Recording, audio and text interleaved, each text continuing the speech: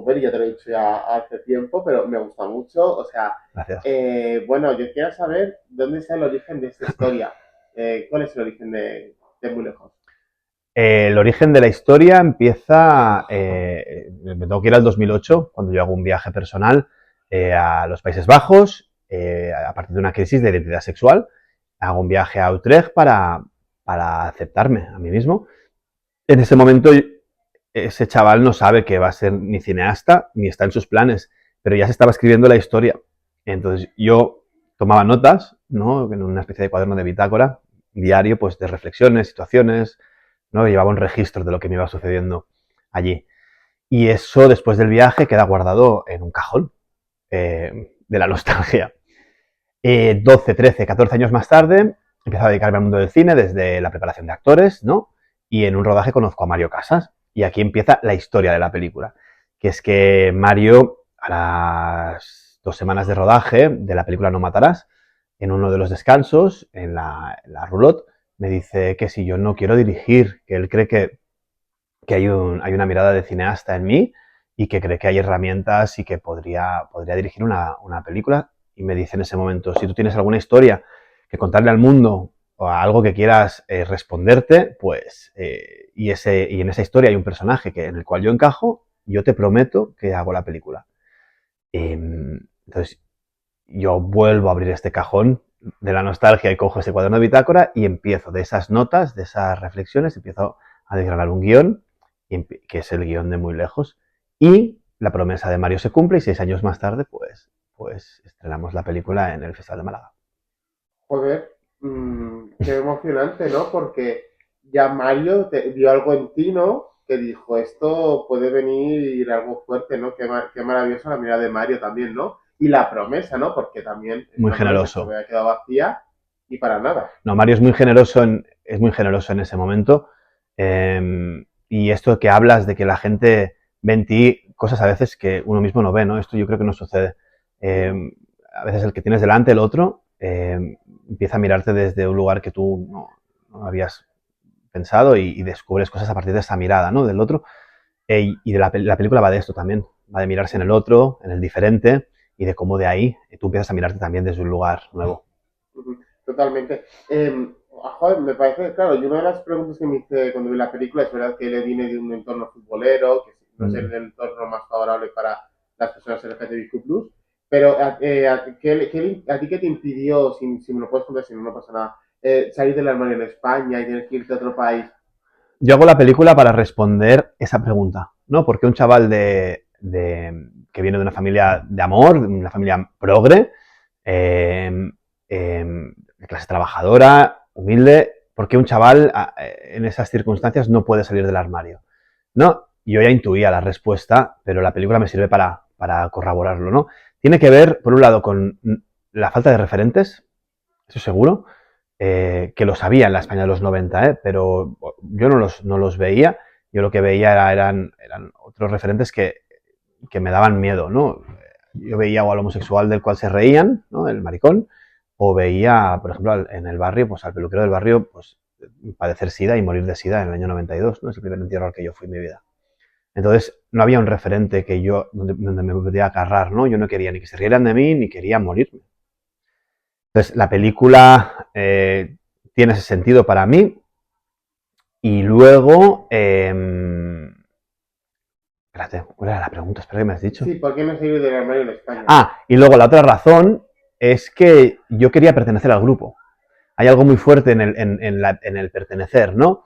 Entonces, a mi alrededor yo no veía, porque sí que había personas homosexuales o del colectivo, entonces yo no quería, yo era un rara avis, yo tenía un pensamiento, te voy a contar algo que no he contado, tenía un pensamiento real que caía en mí, te puedo prometer que caía en mí desde un lugar muy íntimo.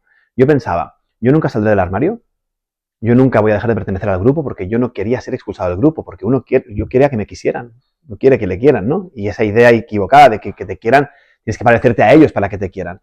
Entonces yo pensaba, yo tendré 40 años, que los tengo ahora, ya que esto es fuerte porque ha cambiado mira si ha cambiado el cuento.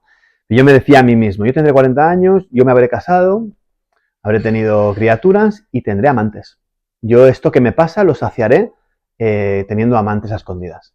Y eso era un pensamiento que en mí caía plenamente de lleno. Me lo creía 100%. Afortunadamente no fue así. Puede haber sido la realidad, seguro que ha sido la realidad de mucha otra gente, sobre todo de generaciones pasadas, gente que a lo mejor nunca se ha atrevido a salir del armario ni se lo ha contado a sus familias y que se ha casado y ha tenido otra vida. Eh, por suerte hemos avanzado mucho como sociedad en ese sentido, sobre todo en los últimos 10 años. Ha habido muchísima gente haciendo activismo, dando visibilidad, arrojando luz a las minorías y dialogando y hablando de ello. Pero sigue pasando. Sigue pasando. Hace 2 semanas en el Festival de Cine de Español de Nantes, al final de una proyección se me acercó un chico francés de unos 20 y poco años, joven, hablaba un poco español y me dijo, que venía temblando con la mano y con los ojos emocionados y me dijo, me ha gustado mucho la película, gracias por hacerla, yo soy homosexual, en mi casa no lo saben, aún no he tenido el valor para decirlo y ojalá vean mis padres y mi padre y mi madre vean esta película y después de ver esta película yo a lo mejor me atrevo a decirles que soy homosexual. 2025, es peligroso el titular de ya está, esto ya lo tenemos superado, es muy peligroso, muy tendencioso, responde mucho al clickbait, al titular y creo que hay que matizar. Y a mí me parece que la película, aunque suceda en el 2008, para poder contar esta historia en un marco de época y generacional, creo que resuena hoy en día, es evidente. Este chico se acercó a contarme su realidad y esa realidad resuena directo con la de la película. No, y totalmente tú lo que has dicho, ¿no? Que el titular este de ya está, eso no se puede consentir porque realmente todavía... Sí que es verdad que yo, por ejemplo, sentí una cosa muy fuerte cuando vi tu peli, así compartiendo experiencias, yo cuando también lo oculté durante unos años, claro, yo veía a Mario en mí, o sea, yo cuando él tenía ese sufrimiento de... Es como que lo veía, era como que, es que se me pasó tal la sensación, ahora que ya totalmente liberado y tal, pero de volver a estar como oculta, pues, joder, cómo es tener ese peso encima. Y tú ves a Mario Casas que tiene ese peso encima todo el rato en él. Es un peso que, Pero es que joder, es un peso físico, o sea, sí, no es solo una idea intelectual de estar bloqueado y asfixiado, no, es que va al cuerpo, va a lo físico, ¿no? Va a un cuerpo que se bloquea, un cuerpo que se coloca en un lugar duro, en un lugar impermeable, o sea, que no se, o sea, de roca. Eh, y va al físico también, ¿no? Este es un personaje que está somatizando el sufrimiento, que tiene ataques de ansiedad, que no puede respirar. La idea romántica de estar asfixiando, pero es que es física, es tangible. No puede respirar. El cuerpo se está manifestando. Ese sufrimiento se está manifestando ya en lo físico. Entonces hicimos un trabajo muy bonito con Mario de acercarnos al personaje a través del cuerpo. Lo apuntamos, me pidió qué queríamos hacer qué quería hacer para preparar el personaje esta vez y le dije que yo quería, que me apetecía que entráramos en el universo de Sergio a través del físico.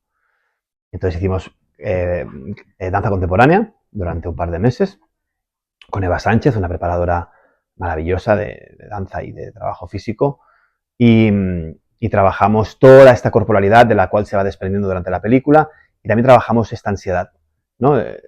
Yo quería proteger a Mario en la ansiedad, él es una persona que no ha tenido ansiedad, digamos, al menos esta manifestación de la ansiedad, ¿no?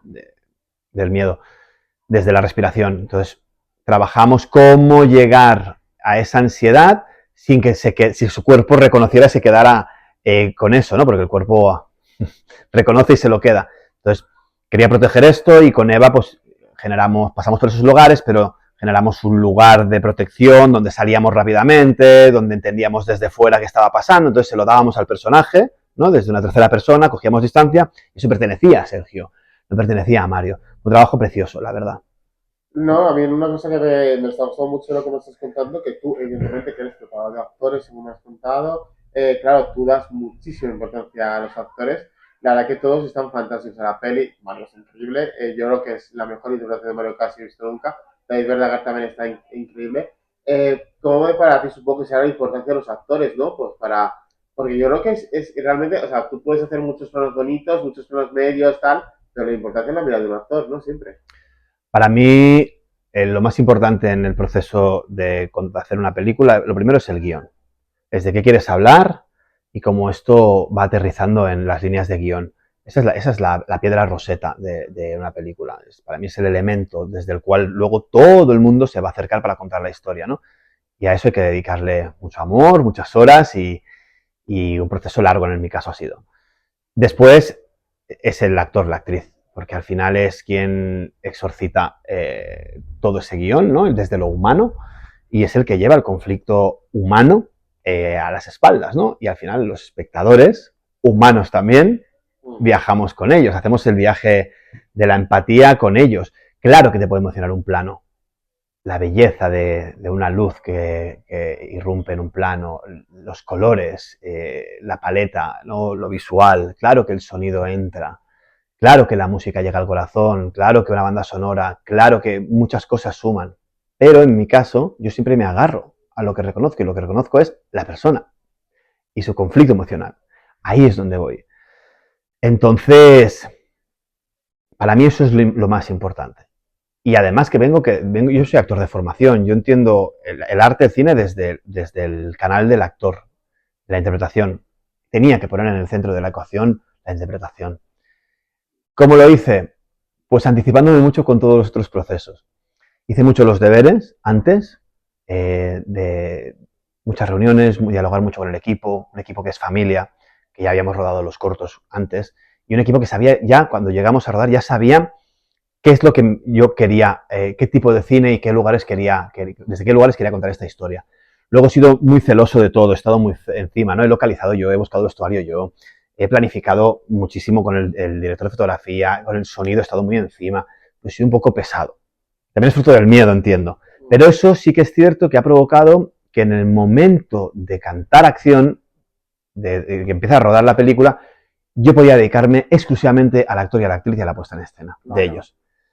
Pero yo había hecho los deberes anteriormente para poder tener ese espacio allí y ponerme a vibrar en lo que realmente, finalmente, conozco más, que es la vida ahí, del actor y la actriz interpretando el guión.